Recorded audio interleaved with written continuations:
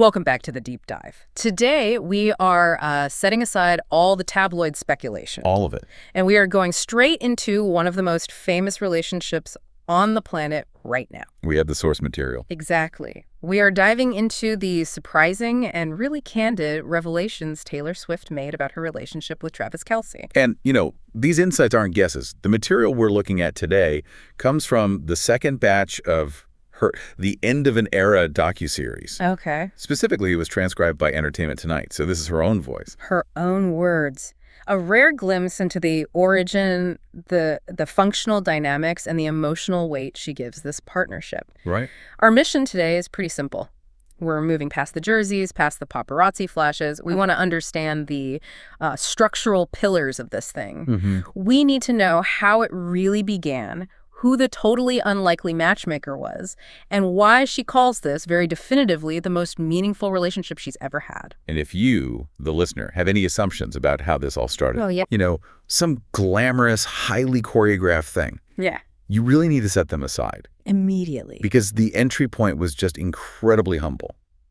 Or, I don't know, maybe just a little awkward. It's just so unexpected. She herself found it unbelievable. Yeah. That the man who would become this, stable foundation in her life started by revealing he was butthurt, that she didn't want to meet him at first.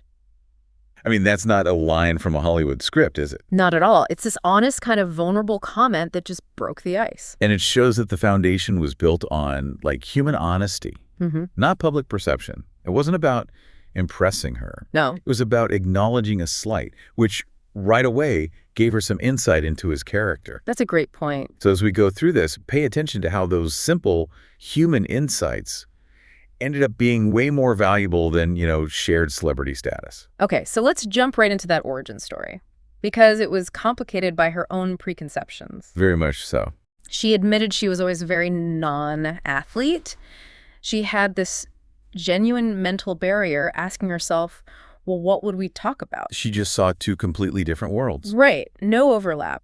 And that mental barrier is significant, I think. When you live in a world of high-level creative production, the focus required for that just feels mutually exclusive from professional sports. Yeah.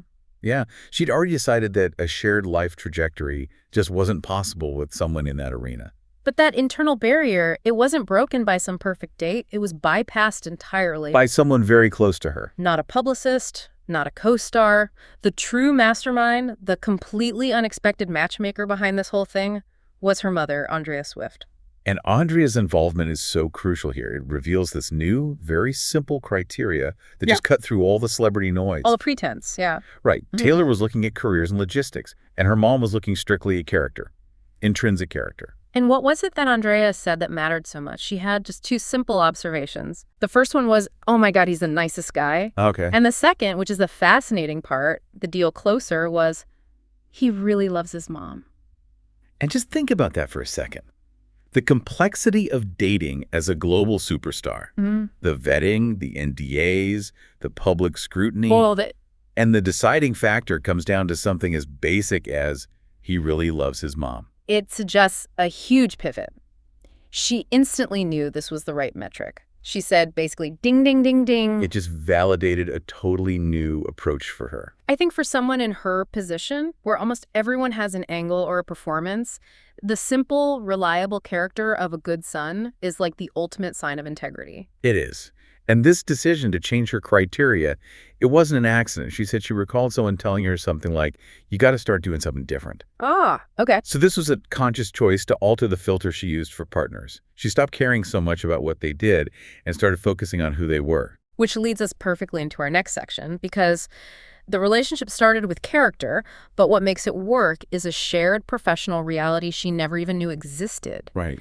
She expresses just genuine astonishment at the number of operational parallels they share. Yes. She was shocked by, and I'm quoting here, how many similarities we have towards our jobs and how we view them and how we view each other. Which just immediately creates this inherent respect. Exactly. It clears up so much of the logistical friction that usually sinks celebrity relationships.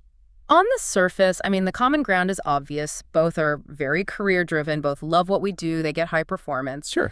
But the specific parallel she cited, the one that really cemented it for her, is so precise. It speaks to their identical levels of, like, professional endurance. She points out they both have jobs where they go out in NFL stadiums and we entertain people for 3 and 12 hours. Let's just pause on that. Yeah. It's not just performing a few songs.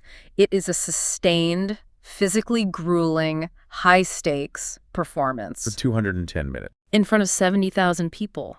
That is the ultimate common ground. I mean, it's not just about fame, is it? No, it's about the logistical reality of their lives. Think about the shared trajectory that creates. They both understand the adrenaline, the physical toll, the recovery. The media obligations, that whole cycle, that specific window of time. Yeah. That shared understanding of the endurance required to command a stadium for that long it's extremely specialized. She realized she never thought she'd meet a guy who had that exact same trajectory. So neither one has to explain why they're exhausted. Or why they need specialized training, or why the media noise is so loud. They get it. And that professional parity, it translates directly into support. Right. Absolutely. If one is prepping for a huge show or a huge game, the other knows exactly the focus required. It just eliminates the need to translate the demands of that unique world. In a relationship at that level, the functional success really hinges on respecting each other's professional bubble. And their bubbles, surprisingly, they overlap perfectly. It creates this safe space. Plus, she also says, on a personal level, that he's one of the happiest people I think I've ever met, which adds this crucial anchor of optimism to everything. That stability seems key, because to understand the impact of finding this joyful partner, we have to look at the emotional context right before he showed up. Yes, this is critical. She was incredibly candid about the public heartbreak she went through just before this started. Yeah, she wasn't starting from a place of relaxed emotional availability.